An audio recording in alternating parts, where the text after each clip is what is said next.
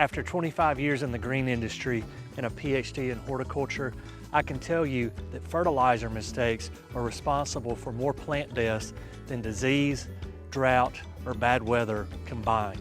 And the worst part is, most homeowners don't even know that they're doing it. But today, I'm giving you 10 fertilizer mistakes that I see homeowners make that are silently killing their plants. So you can stop throwing your money away into the ground and get real results. Now, before we get into the list, I want you to understand something that's very important.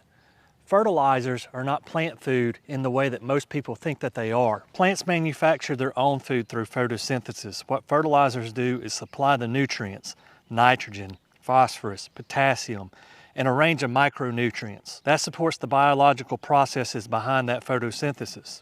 And when we don't use fertilizers correctly, not only are we throwing away money, we're hindering the plant's ability to undergo the processes necessary it needs to survive. But the good news is every single one of these mistakes are avoidable. Mistake number one, and in my opinion, the most important on the entire list, is putting out fertilizers before you ever do a soil test. Think about this. If you walked into a doctor's office and they prescribed you medication without doing any tests at all, you would immediately walk out.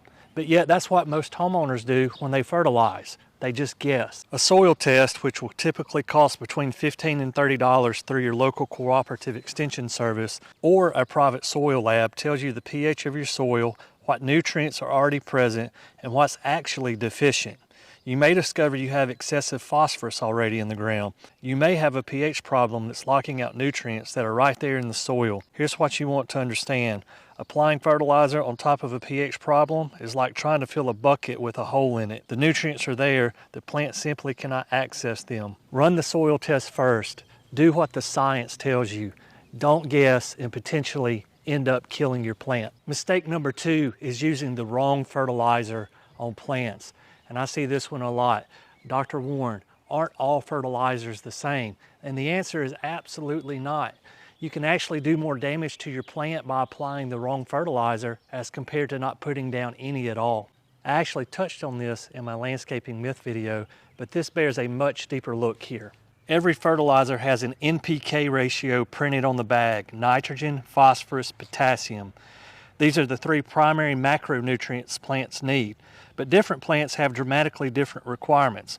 A high nitrogen fertilizer is sometimes excellent for turf grass and leafy vegetative growth, but if you apply that same product to your flowering shrubs, you're going to push excessive leaf and stem growth and suppress flowers entirely.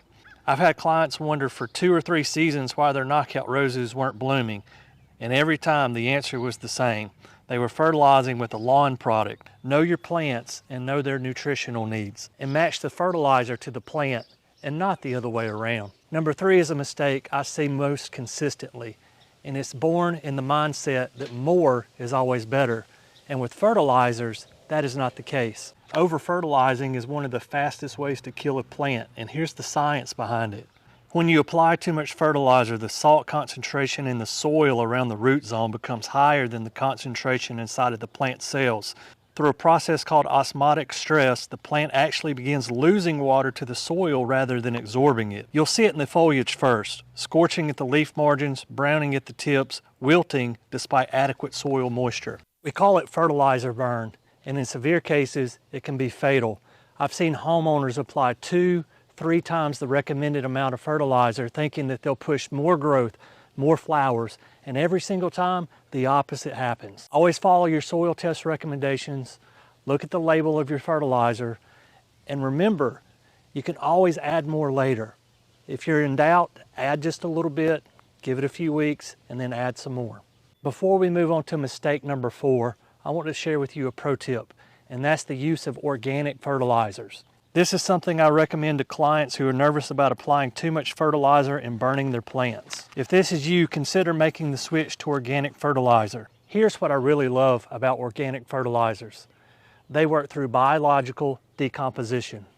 Microorganisms in the soil break down organic material, things like bone meal, blood meal, feather meal, compost manure, and release nutrients slowly as that decomposition process unfolds. The result is a gentle and gradual release of nutrients, just like plants experience in their natural environment. Because the salt concentrations are dramatically lower than synthetic fertilizers, the risk of osmotic stress, the fertilizer burn I just described, is essentially eliminated. You can be more generous with the application rates and sleep well at night knowing you're not going to scorch the root system. One thing you need to know about organic fertilizers, they work more slowly than synthetic fertilizers. If you have a plant that has a severe nutrient deficiency, fast-release synthetic fertilizers will correct it more quickly. There's a time and place for both, but for most residential landscapes, using an organic fertilizer, especially if you're not used to using fertilizers, is by far one of the most safest ways to feed your plants. And they have a secondary benefit that synthetic fertilizers simply cannot do.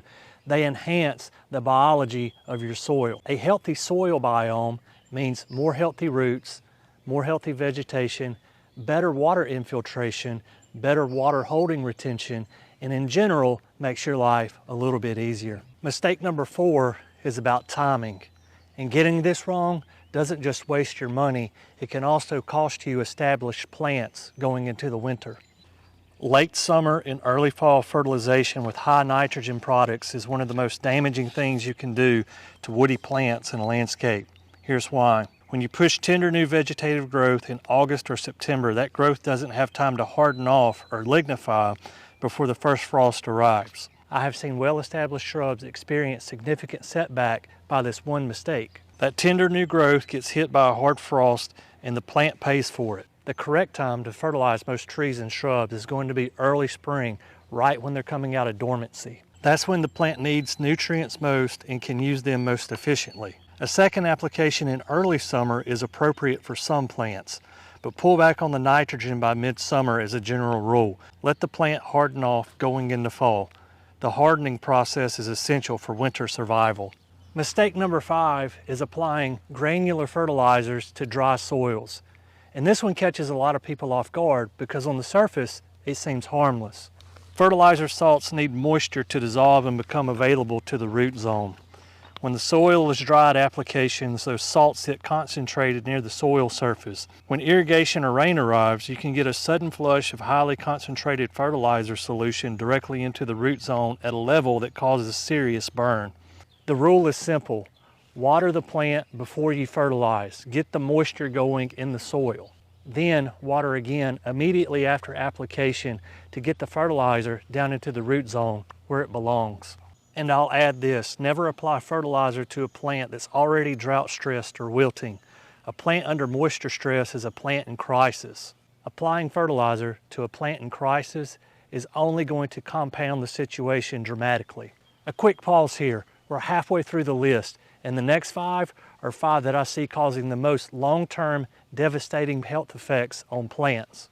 Before we get there, if you're finding this video helpful, hit the like button below. It genuinely helps us reach more people that need this information. Let's get back into it. Mistake number 6 genuinely surprises people when I bring it up, but it's fertilizing transplanted trees, shrubs, and perennials immediately after planting. And I understand the impulse completely. You've just put a plant in the ground. You want to give it every advantage. You want it to take off, so you reach for the fertilizer. But here's what's actually happening in that root zone. When you transplant a plant, the root system is stressed. Those fine root hairs, the ones responsible for water and nutrient uptake, have been disrupted. The plant is in survival mode. When you apply fertilizer to a compromised, stressed out root system, you're concentrating salts right where the plant is least equipped to handle them. You could potentially cause root burn right when the plants need the roots the most. What a newly transplanted plant needs is water, consistent water throughout that first growing season. Allow the root system to recover and establish. Once you see active new growth, that's your signal you can begin a modest fertilization program. But until then, water is your fertilizer.